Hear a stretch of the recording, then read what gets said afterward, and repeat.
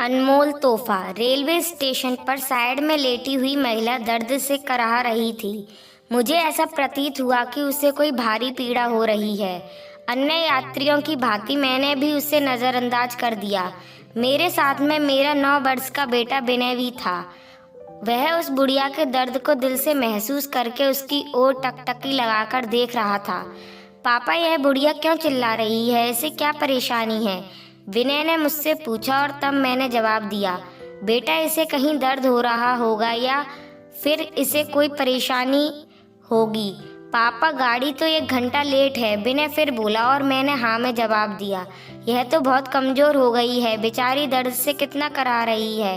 पापा, क्यों ना इसे हम दवाई दिला दें? विनय ने जब मुझसे यह कहा तो मैंने उसे समझाते हुए कहा, बेटा, हम इसे दवाई क्यों दिलाएं? हम तो इसे जानते तक नहीं हैं और देखो कितनी गंदी है, लगता है कई दिनों से नहाई भी नहीं है। कोई देखेगा तो हमारा मजाक बनाएगा। पापा, आप ही तो कहते थे कि गरीबों और असहायों की जो मदद करता है तो भगवान उस पर सदा मेहरबान रहते हैं, इसलिए हमेशा दूसरों की सहायता के लिए अग्रसर रहना चाहिए। और आज आप कह रहे हैं कि कोई देखेगा तो क्या कहेगा, हमारा मजाक बनाएगा। मेरी समझ से तो दूसरों की सहायता करने पर हमारा मजाक कोई नहीं बनाएगा। अगर पापा कोई बनाता है तो बनाने दो, हमें अपने कार्य पर ध्यान देना चाहिए, ऐसा आप और माँ दोनों लोग कहते हैं। लेकिन आज आप, विनय ने मुझे उल्टा समझाते हुए कहा।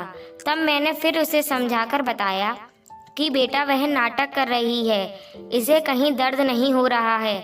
मैं ऐसी औरतों को भली भांति जानता हूँ। नहीं पापा, यह नाटक नहीं कर रही है, मैं जाकर देखता हूँ। इतना कहकर विनय दौड़कर उस बुढ़िया के पास जाकर फिर बोला, पापा जल्दी आओ, देखो इन्हें कितनी तेज बुखार है। मैंने जानबूझकर उसके बुलाने की आवाज़ को अनसुना कर दिया, परंतु विनय के बार बार बुलाने पर मैं उसके पास गया और देखा कि बुढ़िया काफ़ी गंदी है और बुखार की तपन से करा रही है। पापा, चलो इन्हें दवाई दिलाकर आते हैं। विनय ने फिर मुझे एक उम्मीद भरी नज़र से देखकर कहा। मैंने भी आवेश में आकर कह दिया, चलो चलते हैं। मेरे इतना कहने पर विनय के चेहरे पर खुशी की झलक दिखाई देने लगी, जो कुछ क्षण पहले अदृश्य थी। यह देख मेरे दिल में उस असहाय महिला की मदद करने के लिए दिल में श्रद्धा और प्रेम भाव जागृत होने लगा था। पास के दवा खाने में हमने उस बुढ़िया को दवा दिलाई। कुछ देर बाद उस बुढ़िया को जब कुछ राहत मिली तब बुढ़िया हमें दुआओं की पोटली देती जा रही थी। भगवान तुम्हारा भला करे, तुम दोनों सदा सुखी रहो, तुम्हारा घर सदा धन धान्य से भरा रहे, भगवान तुम्हारे जैसे बच्चे हर माँ बाप को दे। उस बूढ़ी औरत के इन शब्दों ने मुझ पर बाड़ों का कार्य किया और मेरे अंदर बैठे असुर को मार भगाया। उसकी मदद करने का मुझे विनय व खुद पर फक्र महसूस हो रहा था। साथ ही असहायों की मदद करने की भावना मेरे अंदर जागृत हो चुकी थी। जब हम रेलवे स्टेशन पर पहुंचे तो वहां पर उपस्थित यात्रियों ने भी हम दोनों को दुआओं की गठरी देना शुरू कर दिया। आप दोनों उस महिला के लिए फरिश्ता हो। आपके बेटे की तारीफ जितनी की जाए उतनी कम है। यह आपके ही संस्कार हैं जो आपके बेटे द्वारा उस असहाय महिला व यहाँ पर उपस्थित हर यात्री को प्राप्त हुए हैं। भगवान आपको हमेशा खुश रखे।